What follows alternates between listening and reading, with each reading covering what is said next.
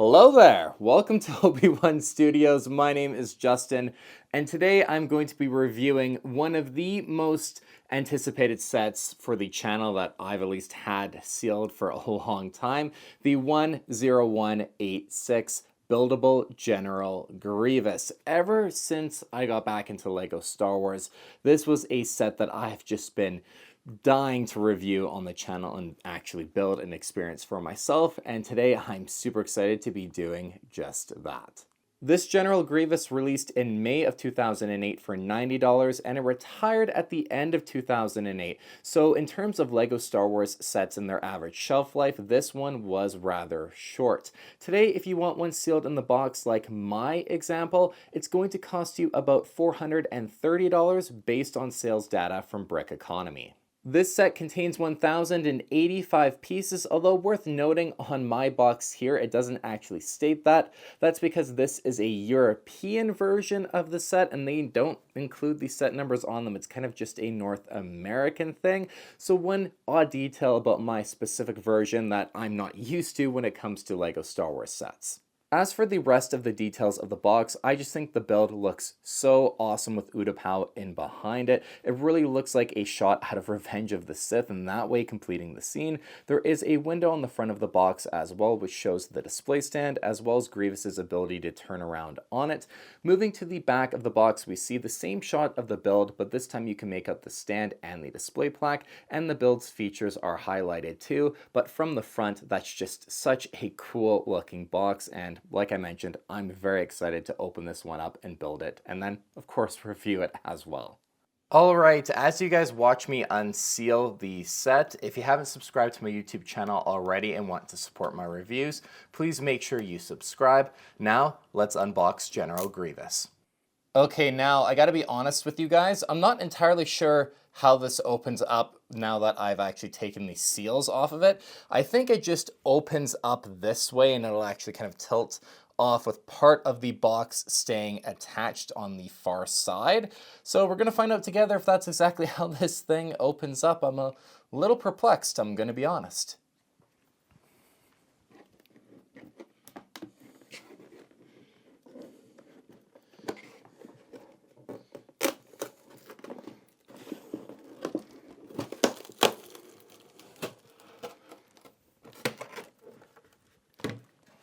Alright, I am happy to say how I thought this set would open up is exactly how it did. It hinged from the left side and the entire top comes off. The sides can kind of tear off as well just to help it hinge a little bit better. This side didn't, but we're just gonna gloss over that. Now I'll take you guys through a quick unboxing of the set.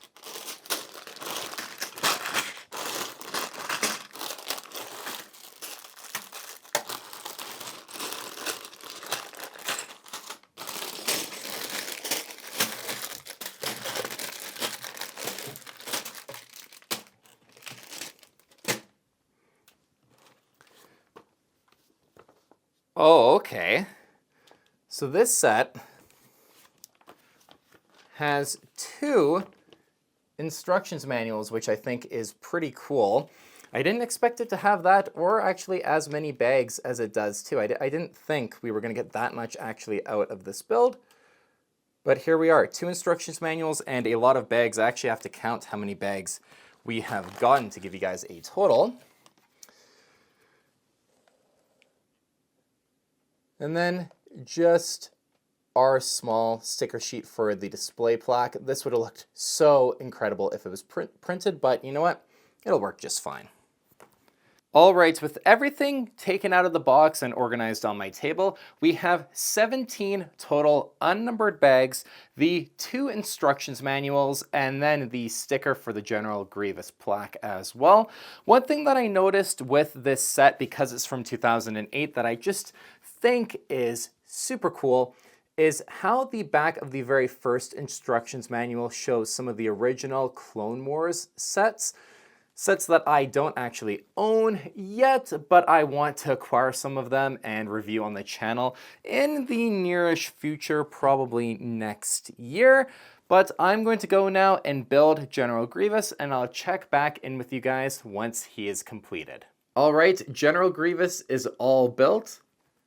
And I mean, come on, guys. If the LEGO Star Wars Visual Dictionary had a page just for how cool LEGO Star Wars sets can be, this would be one of the sets they'd highlight on that page. I just think out of every LEGO Star Wars set that I have in my collection, this one is right up there with just that coolness factor to it. It's so awesome looking. And if you have this set in your LEGO Star Wars collection, it's certainly one that people are going to talk about. It's loud. People are going to point it out and think, okay, what's going on with that giant General Grievous with 4 lightsabers out? It's just such an incredible set. I'm just honestly blown away by it. One of the things I think I love the most about this set is the size of it. I'd never seen this set in person before until I'd actually built it, and he's tall. Like, Grievous is actually a pretty tall buildable character, and I think that just really works to get across what he looks like with the pieces that were available for back in the day, and also just makes it really look like such a highlight piece in a LEGO Star Wars collection. The fact that it's so tall, it just works really well, and you guys can see him beside me here. It's a big set. Alright, now let's dive into the details of our General Grievous build, and if you guys couldn't tell already how much I love this set, there are still a couple of things that I think are quirks that come with it, and things that if LEGO were to remake this General Grievous as part of the modern buildable character line, things that I would expect and know would be fixed in the future. So let's dive into all the details of this build. At the bottom of the build, we have our display stand and the display plaque. Now, when it comes to the display plaque, it is a sticker, and you have to place it across 4 different tiled pieces, and placing a sticker across multiple different pieces is something I'm never a fan of. So for the display plaque, I just wish it was all across one piece, just to maybe have a bit more confidence that the sticker will stand the test of time. Of course, if LEGO did remake this set, it would come with a printed display plaque, which would always be just better than it being a sticker. Placing it on there, you got to be so careful, but I think I did a pretty good job with lining it all up in my case. As for the actual design of the display plaque, I think it looks so good. The General Grievous done with a hint of yellow I think looks great. The blue mask there as well really helps tie in the overall color scheme between other UCS sets and other buildable character sets as well. So it's not going to look that out of place, even though the design is definitely a bit different than what we're used to in modern times. But the overall color scheme will work nicely among other buildable characters. But my favorite part are those yellow eyes. They stand out so much across that color scheme, and even the angle of his face in behind there on the display plaque kind of reminds me of some of the angles we actually see him in during Revenge of the Sith. Now, when it comes to the display stand itself, I think this looks so great. It's very elegant looking, and I think overall elevates this build into looking a lot more like a display set because of the way it was overall designed. It's tiled off so nicely, and then even the feet, the way they kind of curve in with those pieces and then raise the base of it up, just helps to make it really look like a very high-end display piece. On top of the display stand, we have a turntable, so you're actually able to rotate Grievous around on the display stand fully and kind of help with the posing of him for a display, which is always such a nice added feature to be able to do that.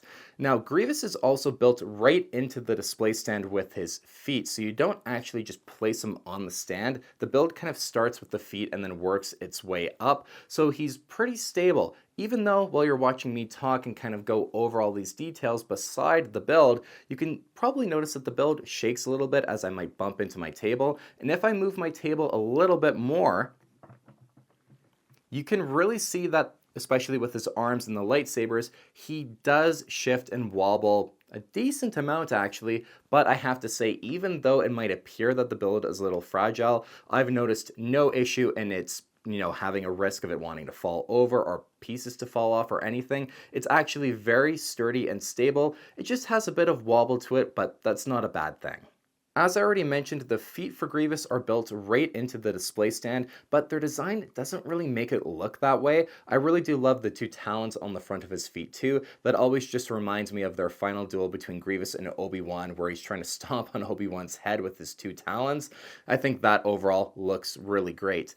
Moving up from the feet to the legs, you'll really notice that the build is very much both brick built and Technic built as well. There's a nice balance between the Technic and brick built pieces to actually actually get, throughout the entire build, the overall visual aesthetic of Grievous across, and I think the designers achieved a really nice balance between those two different types of building parts. At General Grievous's hips, we have some Technic hinges where his entire upper body can rotate. I have him placed fairly upright here, and I think personally that's the best way to display him. You can have him a bit more hunched over like he's more in a lunging attack mode if you would like, but for me personally, more upright is the way I like to display him. When it comes to the droid's torso, we have the ribcage and chest plate pieces. Their design has them coming inwards at a bit of an angle, so you get the shaping and kind of aesthetic in there.